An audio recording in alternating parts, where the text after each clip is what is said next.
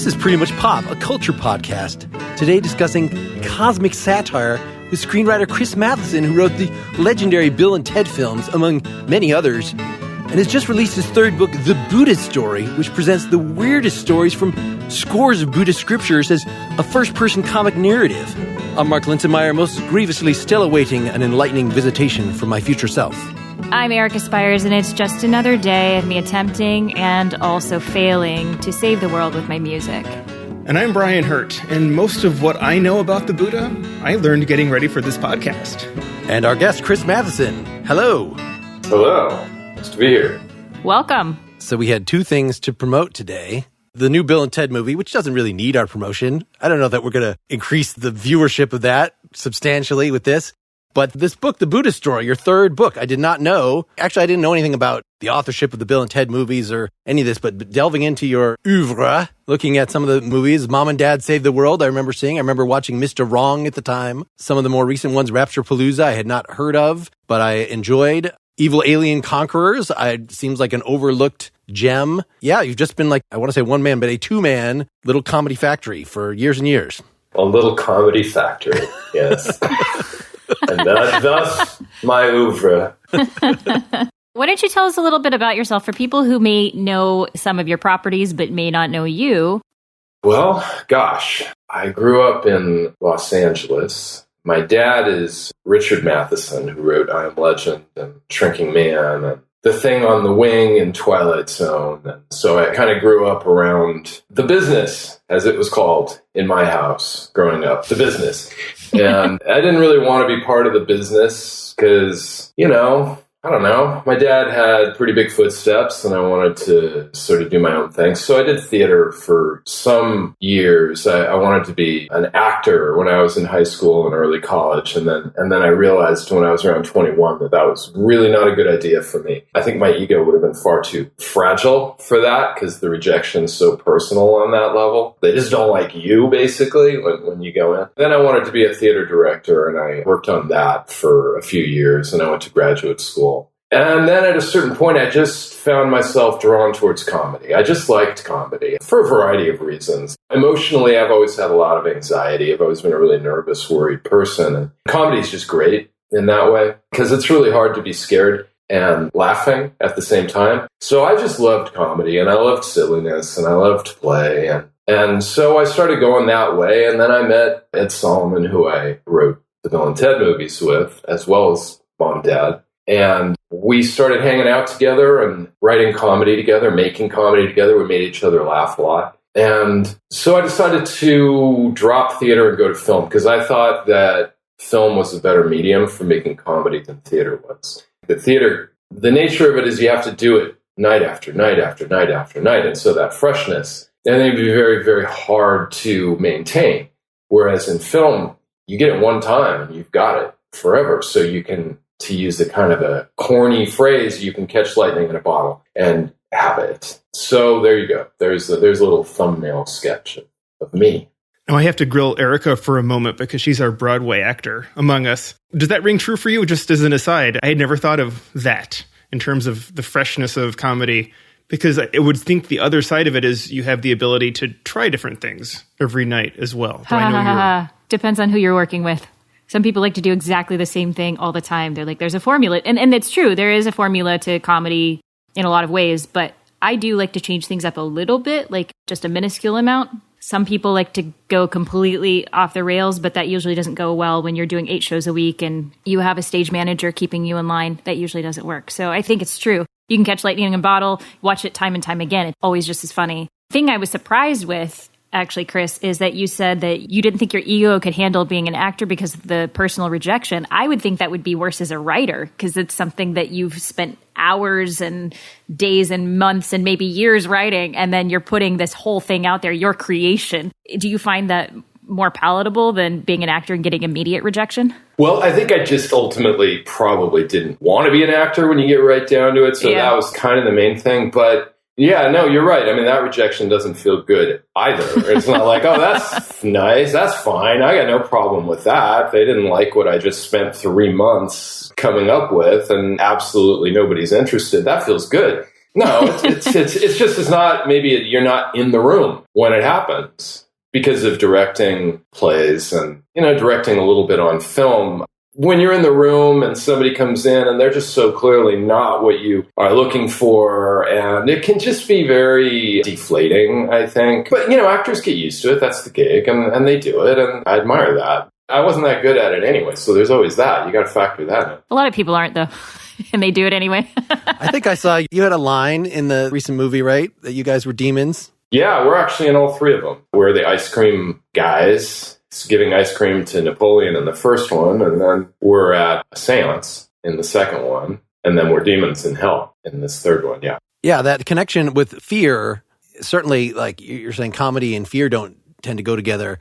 Anytime I've attempted anything like stand-up, like for some reason in a recorded podcast, just because I can edit this out later, I can be totally relaxed, but I just did something virtually identical to this where it was a live stream and it was terrifying. It was way, way more anxiety. So just that there's something that actually the fear feeds the excitement that maybe makes comedy sometimes better. You'd have to ask an experienced stand-up. Yeah, which I'm not. I don't know anything about stand-up. But I think that fear is good fuel for comedy, for sure, and our kind of reaction to trying to manage it. And I think laughter can be a really good way of managing it. So it's good fuel. Well, this is actually a good transition. So I was trying to think of a way to characterize this interview that wouldn't just be, we asked Chris about his career, which is you've done in other places. So talking about cosmic satire, bringing together the various things that you cover, that in addition to the various cosmic things that happen in Bill and Ted with the sci-fi elements, the heaven and hell elements, your 3 books here. So 2 on Western religion, The Story of God and the Trouble with God, and the most recent one, The Buddhist Story, that you're satirizing religion. So there's something about that brings together. I've always been dissatisfied with the term like genre fiction, because really the thing that attracts people to sci-fi and to fantasy and to philosophical, cosmic, all this kind of stuff that you tend to write about, I think it's very different than what attracts people to Westerns and romances. Like all those are genres, but there's something about these genres that are something huge and oppressive and about the possibilities for the way the world could be and where we fit into it. These big things that we don't know how to deal with as human beings. And so dealing with that with comedy seems entirely natural. Yeah, I think so. Well, it feels that way to me. It feels to me like they're almost demanding to be made fun of, in my view. You just can't make those kinds of claims of just absolute certainty. Like, here's how it is, everybody. Here's how it is. Here's what life is. Here's the meaning of everything. Here's how it began. Here's how it's going to end. Here's everything you're supposed to do.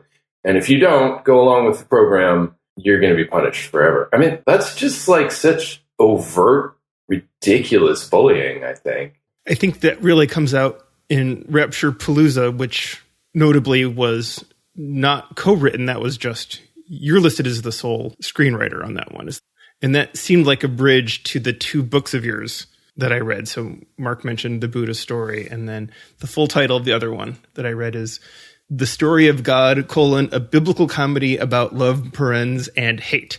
And right, I saw the DNA of that in Rapturepalooza. And of course, with Rapturepalooza, it's hard not to think about the other sorts of movies that I don't want to say do the same thing, but sort of take the same sensibility of overlaying the Bible in our modern day-to-day world. So Dogma was one that came to mind for me, just as I had seen it, but, I started kicking around ideas. This has been something that's been going on before I remember seeing Oh God as a kid, right, with George Burns and John Denver. And partly what makes these so appealing and so accessible is I was raised in a Jewish household, but I know the Old and New Testament, as some would call it, or the Bible and that other thing, as we might have called it. And I know those stories so well that I can instantly see what you're doing with them when you give us your Story of God book, or when you give us Rapturepalooza. And when I'm kind of curious, asking Mark and Erica, I admit it, I don't know really much about Buddhism at all, like a tiny little bit. Phil Jackson is the Zen master. So that's maybe the limit of my knowledge, right? I think Western education just failed me. But I kind of felt like I was learning about Buddhism rather than getting the joke at the level I should have with that book, only because of my ignorance. So I had enjoyed it, but in a much different way. Like, oh man, these stories are just as wacky as the Judeo-Christian stories. But I don't know what your two experiences were with that particular book. Or maybe you had more knowledge of Buddhism than I did. No, I think you're right. I think there's something very much like watching old Stephen Colbert, right? Oh, Colbert Report is like you're getting truth, but you're also getting it in such a satirized way. Like it is funny, but you're also you're learning at the same time. I just for our listeners so they know what we're talking about. Thank you. Gosh, boy.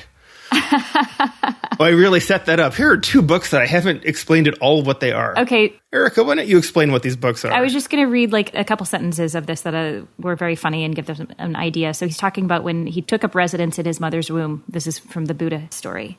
As I was born, the four gods caught me in a little net. I exited my mother's side because, needless to say, I was not going to be corrupted by the loathsome impurities of her birth canal. I emerged pure, clean, and shiny like a precious little gem, which is exactly what I was. I actually walked out of mother's side like a little man striding down a staircase, arms swinging free and easy, until I fell into the god's net. I didn't need to be bathed after my birth because, as I just mentioned, I was born completely free of all vaginal impurities. And the joke here is that these are all being cited from Buddhist texts, right? That yes. all say these things and are outlandish and contradictory and all these things. Based on Story of God, I imagine they're pretty close. Is that right, Chris? They're very close. That's kind of what they say. Can you say something about your process of collecting these things? I mean, this is a like a couple dozen scriptures that you walk through here. Were you reading them thoroughly? Were you just looking for nuggets and then like putting them in order? Well, both. I mean, I have to read them thoroughly in order to find the nuggets, you know? I have to kind of wade through everything. So I hit a vein that I think is like, oh, there we go. That's absurd. But there's a lot in their telling of the Buddha's life that's ridiculous. In fact, I think the whole plan is present him as the most perfect being who's ever existed. So everything he does from birth to death is just presented to us as exemplary. He's so superior on every level. That's how they're trying to sell it. That's a ridiculous story to tell. Because who is that? I mean, what are we even talking about? And then you blend in the obvious misogyny of that story not long after his mother dies. And the way it's told to us, it's really kind of necessary that she die because, I mean, after having created him, a being of such perfection, she really has to go. So, well, that's a little bit sad, but you know, that's the way it has to be. So the main comic technique here is putting all these things in the mouth of the Buddha himself. That clearly everybody in ancient times who is raised as a hero of some sort gets valorized and gets mythologized. And this is a big tradition in the East, especially when you have a free-for-all. You don't have, like with the Bible, a council get together and say, these are the books that we're allowing in and these other books we're not allowing in. It's much freer tradition of creation.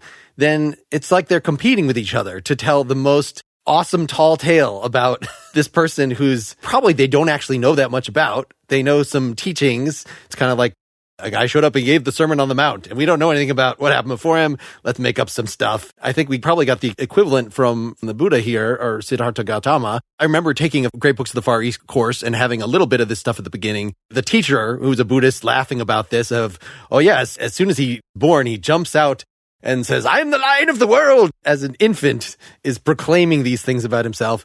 Of course, that is just superstitious, you know, so that if you're a modern Buddhist, we don't care about all that stuff. That's just the historical baggage. Let's look at the doctrines and decide what's most reasonable now. What's clever about, as you go through this, though you start with this mythologizing stuff, when it gets into him actually then delivering the doctrines, I don't know, were you looking for the sort of the most hateful sounding, the most extreme sounding formulations? Like, life is suffering. You say it's not suffering? I'm going to smack you in the face. It's suffering. Like these kind of really over the top stuff. Well, that's what it says. I mean, that's how it's presented. I didn't have to search very far to find that. That is the philosophy. Life is suffering. Like, I mean, they try and now soften it and say, it's not really pain. It's more dissatisfaction. They try and take the edge off that. They've come to understand that just flat out saying life is pain is a pretty tough starting point. But there's no getting around life ain't good. Look, if I just thought that the fairy tale about the guy was laughable,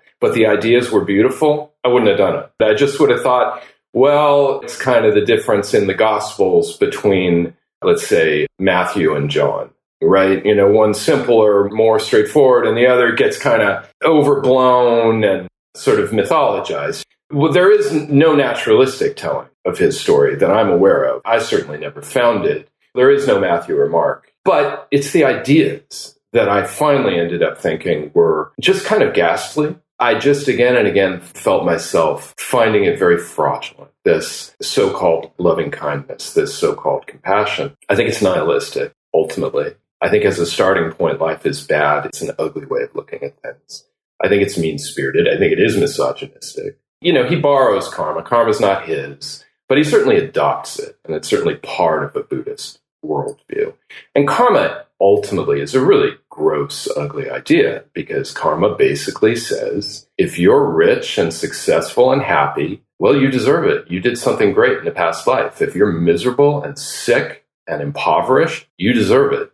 You did something bad in a previous life. So it doubles up. If you're doing well, then you get to feel, not only am I doing well in this life, but I deserve it. And if you're doing badly, you're supposed to feel you deserve that. I think that's a really hideous idea. You know, you bump into the cosmology of it, which is real, that pertains to hell, for instance. They're hideous. I mean, these hells are just unbelievably awful. They're torture porn, each one worse than the last. And I think it's important. No Buddhist would talk to me. I've tried to talk to a Buddhist. I've tried to connect, and they just won't.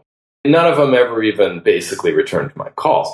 But I'd love to know, aren't you saying that the point of existence is to not exist? Aren't you saying that the goal is extinction? Aren't you saying that no matter how you come back, and you will come back, I mean, reincarnation, you will come back, and there is no version of coming back that's good. Being a human is pain. Being an animal is worse. Being a hungry ghost, whatever the hell that is, like somehow you get reincarnated as a ghost, which doesn't make any sense to me. That's terrible. Even coming back as a god is bad, because eventually your beauty and grace will all fall away and you'll just end up being this stringy-haired, skinny bum staggering around some heaven, moaning in misery about how forlorn you are. They're all bad. Every version of existence is bad. Sex is bad. Women are bad.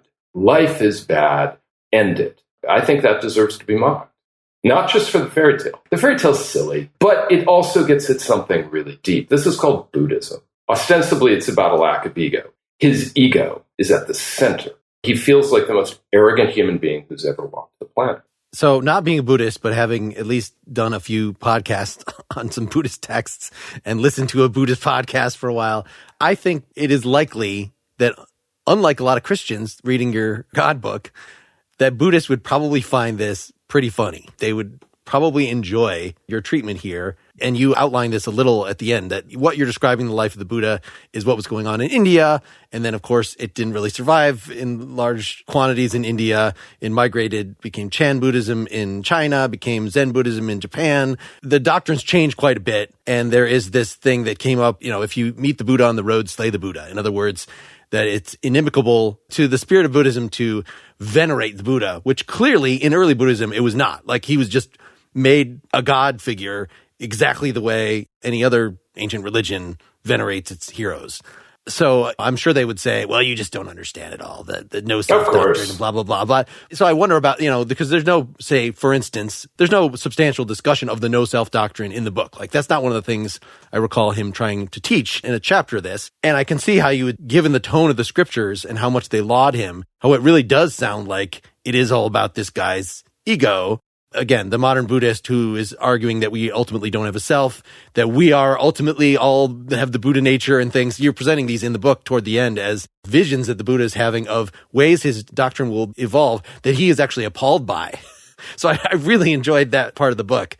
What your average Buddhist now believes, at least in the U.S., at least ones I've had any contact with, probably has very little resemblance to what's in here. But the fact that you looked at dozens of these sutras and things and taking very literally straight out, like, this is what you got. I think this is something that's useful for people to read. I will recommend this book to people. The guy calls himself Tathagata. Tathagata means perfect one. He makes it very clear to his followers, I'm not telling you to call me perfect one because I have any ego. I have no ego. He makes that very clear. I have no ego. You should call me perfect one for one simple reason. I am perfect. You're right. Chinese Buddhism evolves. It becomes a much different animal, much more user-friendly. It's much more like, at the end of your life, Just say Amitabha, who's a different kind of Buddha. There's more Buddhas. More Buddhas show up. Amitabha. And you'll go to heaven. Essentially, their version of heaven is laughable because all versions of heaven are laughable. Heaven is inherently a ludicrous idea because what is it? But, you eat jewels and birds sing songs in praise of the Buddha. That's heaven, somehow. And you run around waving banners. But it's much less severe. It's much less ascetic. Their move is hilarious. It's sort of like, right, these are secret writings. These are secret messages that he somehow were hidden, but now they've emerged. And now we know what he actually meant. I don't think it's what he actually meant, but it's a less ugly version of it, I would say. So can we transition from, I was trying to connect your motivation, perhaps in an artificial way, between writing these books to, say, the Bill and Ted stuff. What I was wondering in regards to this is, when was it that you started to have this, well, I suppose maybe you've always had this fascination with religion and figuring out the ridiculousness and the contradictions in it. I was wondering if Bill and Ted kind of preceded those writings or if you had always had kind of those writings going. Because it almost feels as though the Bill and Ted and even Rapturepalooza, having Lindsay and Ben, is this like an anti-God thing? Like it's the opposite. We find the most kind of normal, middle-of-the-road humans and show that they can also do something that's worthy to change the world. Do you see that as like an anti-God thing, or do you just see it as like, well, everybody's just as likely to do something because we are all, not that we're all gods, but that we all have some sort of power to change the world? My original title for Rapturepalooza was Left Alone, which was sort of a variation on Left Behind. And Lindsay and Ben, they're not meant to be special human beings. They're meant to be good kids, They're decent, but they're not meant to be world-changing people. I think at one point, Lindsay just yells at God who shows up, but why don't you just leave us alone, you big bully? Let us live our lives here in peace and whatever, do some work and find a partner and have some children and enjoy our days and not be so guilty and not be so puppeted and punished, tormented, threatened, all of it. Just let us alone. My relationship with religion is strange. I didn't grow up in a religious household. I never set foot in a church until actually during the filming of Bill and Ted, we shot part of it in Italy. So the very first time I ever set foot in a church was one of these gigantic cathedrals in Naples. And it was like mind-blowing. It was like, wow. It's a lot of man hours. Yeah, there's just so much information. So dense. Making up for a lot of sins building that church. Yeah. Whoever built it. So I thought that was really fascinating. I thought it was really dense with information, and that kind of piqued my curiosity. And then the second Bill and Ted movie, it does, they do go to hell and they do go to heaven. So I think that's certainly shows some interest in going that way.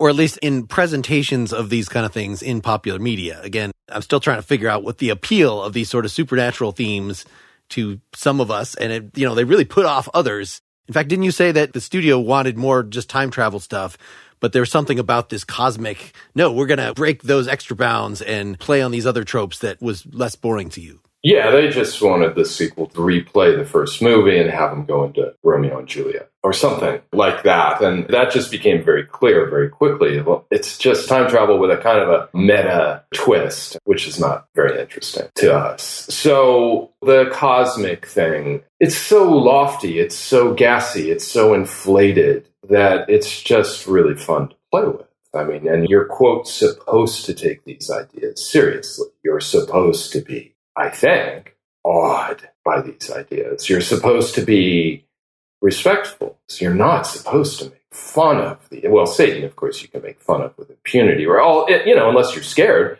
unless you're like, well, Satan might exist and I don't want to take any chances because I don't want to make him mad. But other than that, you're probably pretty safe making fun of Satan. But you're not supposed to be disrespectful towards the supreme being. And therefore, there's a transgressive element to it, and therefore that potentially can be quite funny and feel fresh and worth doing. You answered a question I wasn't going to ask you, but I was interested to know, and that was your own religious upbringing. And you've said that you didn't really have one, which makes me wonder, looking at what you do, if you are ever, as a creator, do you ever have any doubts or questions about whether you're just not getting this religion in a way that people who either were raised with it or who believe it. There's a perspective you don't have as an outsider that you're missing an appreciation or a something. I mean, you make very effective comedy, but Mark said earlier that he thought Buddhists would find the Buddha story funny, and they might, but I think some others might. I don't know if they would be offended, but they would say, well, he just doesn't get it. Oh, yeah, definitely. That would be part of... I enjoyed it because it's so getting at surface aspects. Maybe they wouldn't talk to you when you were writing that book, but did you talk to people who, believe this stuff, and I'm not one of them, who have tried to give you their perspectives or have made you think about what your perspective is on whether it's the books or the movies or whatever?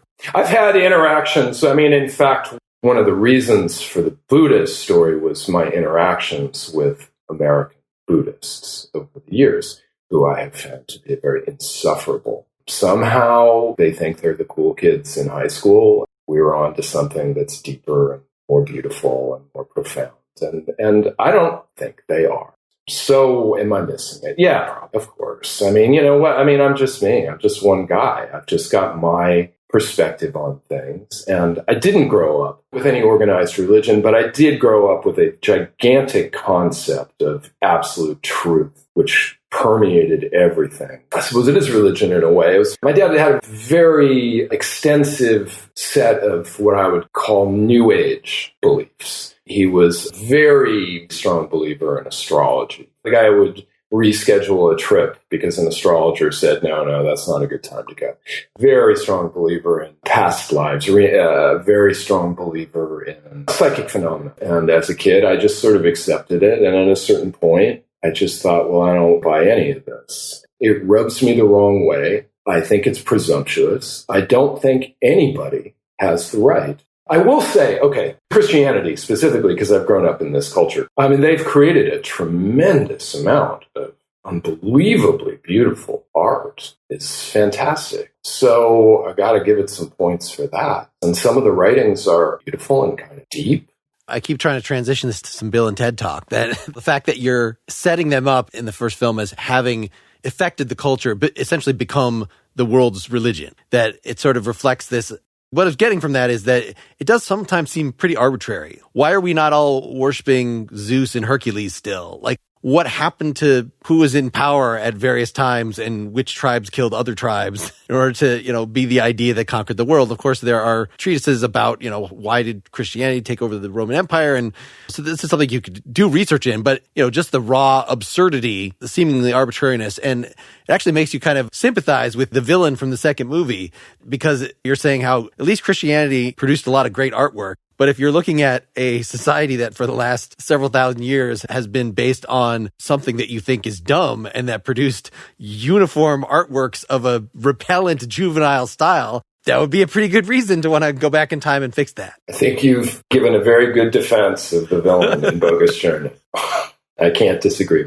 I'm guessing now, and Chris, correct me if I'm wrong, that's part of the point though, right? Is like, yeah, it is kind of arbitrary. That's why these heroes could be anybody. I don't know if we're supposed to read into your work, in this particular work, Chris, as something that is related to these books on religion. But yeah, that's how I would probably look at it, is nobody's necessarily special. Everybody has the ability to do that. Even these guys who are, depending on who you ask, not very good or very good at music. I just find it so funny also, the way that these bands are put together, putting these great musicians together and being like, go. And then you get this, somehow this beautiful, through the magic of music and editing, we get this piece of music that everybody in the world can be a part of. Yes, Bob Dylan and John Lennon could not even make music in the same room together. I'm sure getting people from far-flung times. Well, I don't know how much we're spoiling this, but right, they didn't work together. That was why we needed the genius of the daughters to make them. The movie's been out for more than a month, so I don't know. At a certain point, I think spoiler alerts are not in effect. I think you can say whatever you want. I love that you brought in the daughters, too. I just think that was such a sweet way to continue the story. And I thought it was going to be more about the daughters, actually. I was surprised how much Bill and Ted were still in there, even though it's their movie, right? But in some of the previews that I'd seen, there was a lot of it. Just don't have Bill show up until the last scene and kill off Ted? Have it like Star Wars Episode 7? Is that what you're saying? Sure. I was just curious if, in your mind, their story is over. I mean, Hollywood aside, whether anyone wants to make a movie or if you want to make a movie, do you think that the Bill and Ted has sort of reached its logical completion, or do you think there's something else there to them? No, I think it's over. I don't really think. I think that 3 is sort of magic number for storytelling, and it's a very funky rhythm to tell parts 1 and 2 within 2 years, and then part 3 comes 29 years later. That's definitely an odd rhythm, but I can't even imagine what else is there to say. I mean, I think that at the end, I think we're done with Bill and Ted. I wouldn't do it. I think you need to go sit down and watch Jaws 4 and come back to us and say if you still agree with that assessment. Why no 3D? I want to know how you came up with Dennis Caleb McCoy. Where'd that name come from? I think just trying to come up with what is just the stupidest, most completely incongruous name a killer robot could possibly have. And we actually pieced it together. First, he was just Dennis, and that seemed funny, that he's just, for some reason, he calls himself Dennis. And then we just kept going, because we thought, well, that's pretty funny. Why don't we give him a last name? Dennis McCoy. Okay, that's even stupider. And we thought, all right, you know what? Let's go for it. Let's just go all the way. This dude's got a middle name, or so he claims. And Caleb just seemed ludicrous as a middle name. So it was an evolution.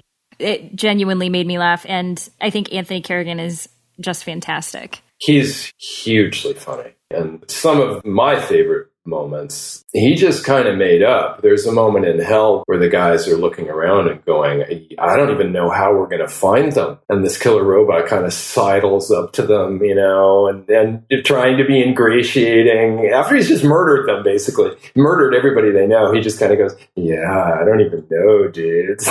Which is hugely funny. I never really thought about this, about should anybody really listen to Bill and Ted? Why on earth should there be a civilization based on the ideas of these guys? It's kind of a deep read of the movies, and I guess you could quote me and saying, no, there shouldn't actually. It's not. It's no better an idea than any other, It was a comedic notion to the degree that it could on any level be taken seriously. We really should have a world based on the idea of the philosophy of Bill and Ted. No, I don't agree with that at all. But you had to take it seriously to come up with the plot of the third one, or even the end of the second one, of even if it's a throwaway joke of and the civilization is based on a caricature of, something. Just, it's these visions of the future where everything is mice, or the planet of one thing, the planet of spiders or whatever. That's just part and parcel of silly storytelling.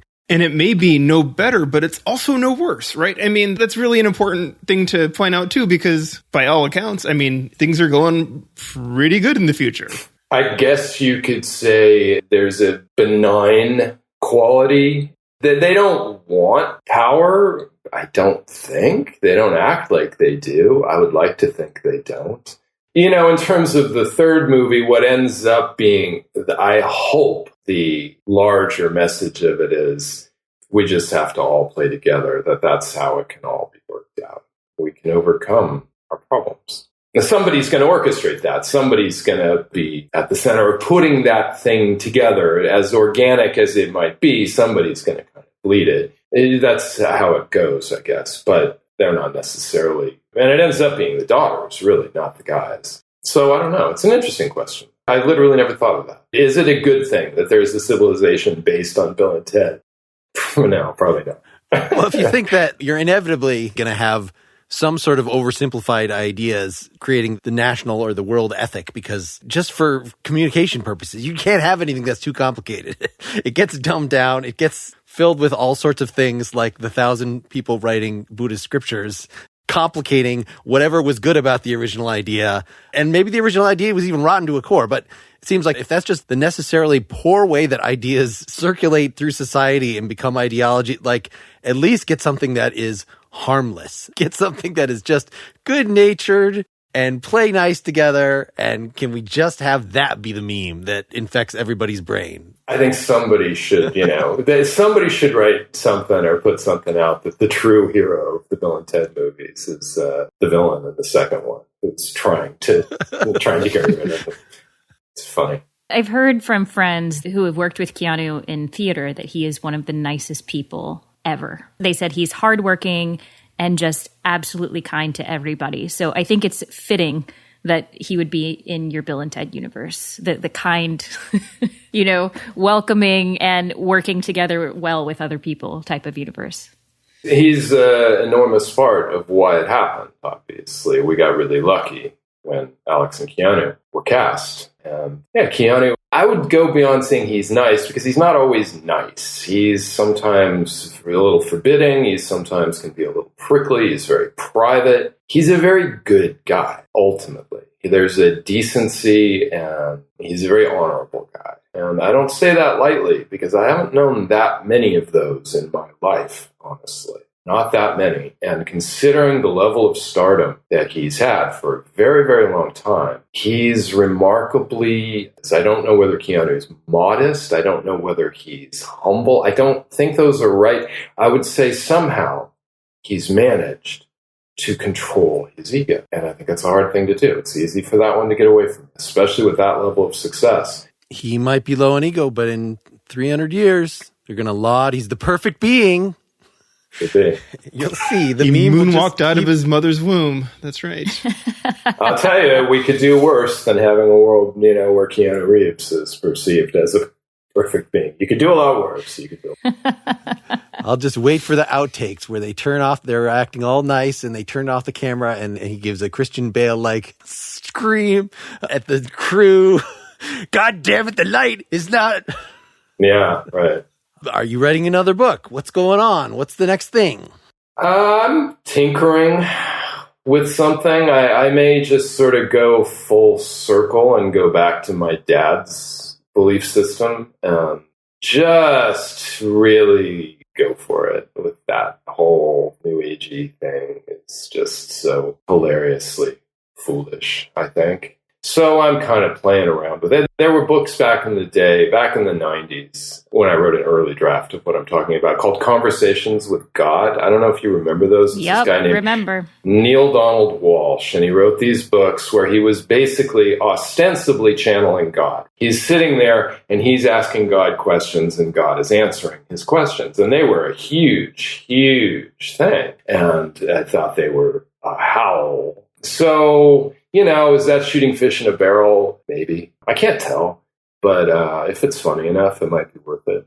I've been trying for years to write a book about comedy because comedy's meant a lot to me personally. It's a very important subject in my life. It's kind of defined my life. I love making it. I love watching it. I love thinking about it. I love reading it. I just kind of love it.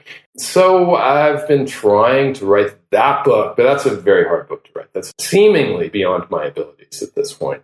Is it difficult to write because, obviously it's difficult to write because that's a huge topic and clearly, you have to you have to handle that a particular way. But is it also difficult in today's climate to be able to write about comedy? And has it made you rethink about what's funny and why we think certain things are funny and how that's reframing now? In so much of comedians we're seeing today, so many of these questions about what is funny is being reframed. I think it's an interesting moment to talk about it. And if I could successfully talk about it, I'd be really happy. I think that this whole argument about cancel culture and certain kinds of humor being now off limits, that were historically rich veins of comedy, etc. I don't buy that at all. I think good jokes, valid jokes, deep humor. It's still funny. It's always been funny. It always will be funny. There are sources of comedy that are evergreen. There's the absurdity of existence, let's say. Talking about that is just as funny now, and maybe funnier because our existence is maybe more complicated and strange and convoluted than it has been historically. That's good. Laughing up is good and always has been. Satire that punches up. It has always been valid and it always will be. Laughing at oneself to the degree that one can do it is good and always will be. Silliness, pure play, just rambunctiousness, good. What is now in question, and I think correctly, is laughing down. Historically, there's been a whole lot of laughing down. Laughing at groups that had less power, putting them down, keeping them in their place. And I think that there are comedians who are beefing about how they can't do that anymore. But those aren't good jokes. And if that's what you've built your career on, find a new job. Write this book, Chris. You could have a chapter alone on pretty much the only thing that didn't age well about the original movies is like, you can't have, hey, fag. You can't like have them calling each other, but for those characters and the way that they talk to each other at the time and the fact that it's making fun of them. So there's a part of the joke that still makes sense and is, even though like, yeah, you can't put that in a film now. Right. It makes sense for them as teenage boys, and it gets at certain, fears and insecurities, etc. But I just read something that he's probably 40 years old now. He posted somewhere when he was talking about Bill and Ted. Maybe it was on Twitter. And he said, I loved Bill and Ted when I was 12, 13. I loved it. I thought they were great. I thought they were funny. I loved everything about it. I wanted to be Bill and Ted. I knew who I was. I knew what I felt. I knew what my sexual inclinations were. And then they said that. And I suddenly felt they wouldn't like me.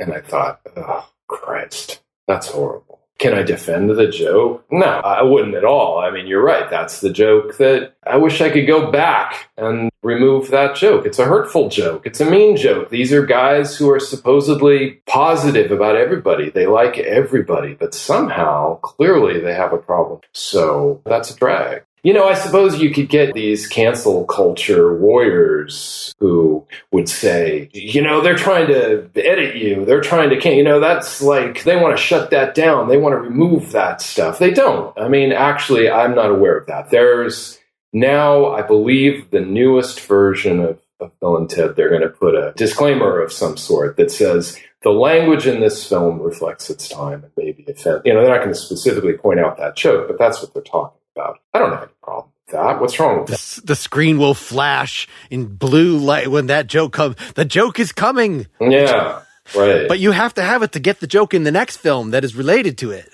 Right. We doubled down. We put that same joke in Bogus Journey twice. Jesus. Not proud of it. But, what can I say? I mean, we were young, and to some degree, maybe you can learn a few things if you listen to other people. You live and you learn, and then you get loves. Right. I mean, we could be in an alternate universe where we weren't having this discussion because we haven't gotten anywhere in the last 30 years. And we have, which is great. I mean, it's good that we can have this discussion because it's really positive and it shows that we're in a different place where we can reflect and be better people. And we are all better people than we were back then. You especially, Mark. You were the worst. I think I actually peaked back then, but... I love that just we are all better people than we were 30 years ago. I think that's just a very nice philosophy, and I'm sure absolutely correct. That is the dogmatic truth. Absolutely. And we will be better people yet still. I mean, I'll be personally dead, but I'm sure you guys will be better people still in 30. Later today, I'm hoping. Could be. And now I know how to leave, since from your Buddhist book, I know how to leave directions for how my body should be treated after I die. That it needs to be wrapped in, linen, and then something else, and then linen again 1,000 linen, times. Then wool, 1,000 layers, and then in one iron pot, and then in a bigger iron pot, and then burn you up with a lot of perfume dumped in there so that you're just a very clean, pure white skeleton that your friends and family can dance around for about a week and throw flowers on. That should be nice for you, I would think, and your family as well. Do you have children? That's how you end a podcast. Do you have kids? I do, yes. Yeah, so your children, I think, will very much appreciate dancing and singing around your skeleton and throwing flowers on. And then eventually, depending on how many kids you have, they'll saw it up into parts and get to keep different parts of your skeleton. That's a lovely way of doing things. Mark. That way, yeah, right. One can only hope, and I need to stop before I make a reference to current events with regard to that. So let us close this down. Thank you so much, Chris, for joining us. Oh, it was my pleasure. Really appreciate it, Chris. Thank you. Yeah, thanks, Chris. Buy the book, The Buddhist Story. Buy it for an unsuspecting friend. An unsuspecting Buddhist friend, yeah. Who doesn't know it's a comedy. So long, listeners. Get more Pretty Much Pop at prettymuchpop.com. Get bonus content for every episode at patreon.com/prettymuchpop. Pretty Much Pop is part of the Partially Examined Life podcast network, and it's also presented by openculture.com.